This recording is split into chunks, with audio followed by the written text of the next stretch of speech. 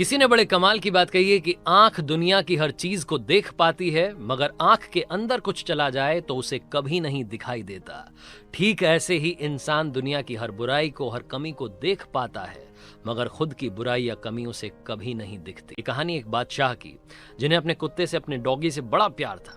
वो शाही अंदाज में रहता था। उस राज्य में लोग कहते थे कि काश हम बादशाह के कुत्ते होते तो हमारी जिंदगी थोड़ी ठीक होती। वो अपनी प्रजा पर कम ध्यान देता था, सारा ध्यान, सारा खर्चा अपने डॉगी पर करता था। इतनी मोहब्बत उसे उस डॉगी से थी।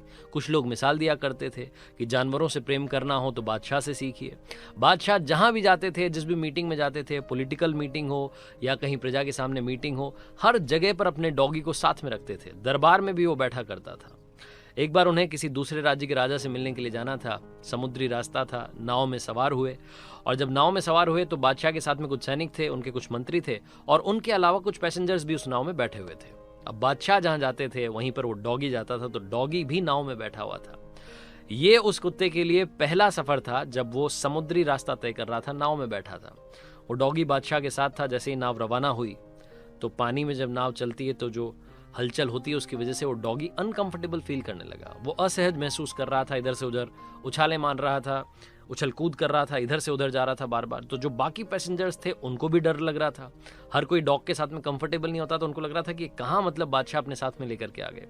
अब उस डॉग के उछल कूद करने की वजह से नाव में बड़ी चिंता हो रही थी कि कहीं नाव पलट ना जाए, कहीं कोई पैसेंजर पलट ना जाए, कहीं कोई दिक्कत ना हो जाए। हर कोई चाह रहा था कि काश ये बात बादशाह समझ लें, लेकिन बादशाह को शुरू शुरू में बड़ा अच्छा लग रहा था। वो बोल रहे थे, अरे वाह, हमारा डॉगी कितना प्यारा है, खेल कूद रहा है। थोड़ी देर के बाद में ये चीज उन्हें भी इरिटेट करने लगी। उन्हें लगने लगा कि कहीं कोई खतरा ना हो जाए, इस डॉग के बार बार उछलने कूदने की वजह से कहीं नाव ना पलट जाए। लेकिन वो कैसे समझाएं डॉग को, वो तो उनके दिल के करीब था। वो जो पैसेंजर्स बैठे हुए थे उनमें एक फिलोसोफर बैठा हुआ था, एक दार्शनिक बैठा हुआ था। उस फिलोसोफर ने सोचा, हिम्मत की और जाकर के बादशाह के पास गया और बोला कि गुस्ताखी माफ हुजूर, लेकिन हमें कुछ ना कुछ करना होगा, वरना जो आपका प्यारा डॉगी, आपका प्यारा कुत्ता है, ये हम सबको मुसीबत में डाल देगा, ये नाव पलट जाएगी। बादशाह ने कहा कि ठीक है, आप क्या करना चाहते हैं, आपको जो समझ में आ रहा है आप कर लीजिए, मेरी तरफ से आपको इजाजत है।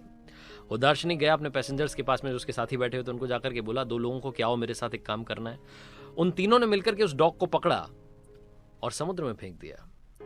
जैसे ही समुद्र में कुत्ता गिरा वैसे ही उसकी जान पर बनाई। वो समझ नहीं पाया क्या करे। वो मतलब तड़पता हुआ, तैरता हुआ आकर के नाव को पकड़ लिया उसने।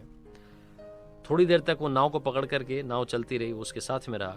उसके बाद में दार्शनिक जो था, फिलोसोफर जो था, उसने अपने साथियों से कहा कि भाई काम करते हैं, इसको वापस उठा करके नाव में ले आते हैं। वापस से उन तीनों ने मिलकर के उस डॉग को उठाया और नाव में बैठा दिया। वो जो शाही डॉग था, जो कि बादशाह का बड़ा प्यारा था, जो उछल कूद रहा था, वो चुपचाप से नाव में जाकर के कोने में बैठ गया। बादशाह को समझ नहीं आया, पैसेंजर्स को समझ नहीं आया कि क्या हो गया। अचानक से इसकी उछल कूद बंद हो गई। तो बादशाह ने पूछा उस दार्शनिक से, फिलोसोफर से, कि क्या किया, जो इतना उछल कूद रहा था वो अचानक से पालतू बकरी बन गया है। तो फिलोसोफर ने कहा कि बादशाह, बड़ी सिंपल सी बात है, जिंदगी में जब तक खुद पर कोई विपत्ति नहीं आती, खुद पर कोई प्रॉब्लम नहीं आती, तब तक हमें दूसरे की प्रॉब्लम, दूसरे की सिचुएशन समझ नहीं आती है। जब खुद की जान पर बनाती है तो हम दूसरे की सिचुएशन अपने आप समझ जाते हैं।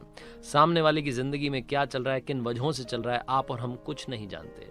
सामने वाले की जिंदगी पर कमेंट करने से पहले 10 बार 12 बार सोचिएगा। ये कहना बड़ा आसान होता है कि लास्ट बॉल पर 6 लग सकता था, लेकिन मैदान में जाकर के उस गेंद का सामना करना, जो 150 किलोमीटर पर आवर की स्पीड से आती है, वो एक अलग कहानी होती है।